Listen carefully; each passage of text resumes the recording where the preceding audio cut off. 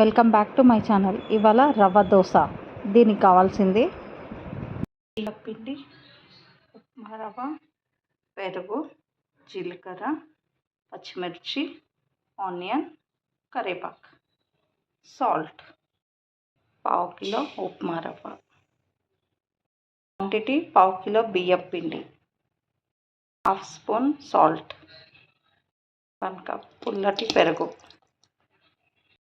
Mix, 1 spoon జీలకర్ర, పచ్చిమిర్చి, onion, కరివేపాకు, 1 కప్ ఆఫ్ వాటర్.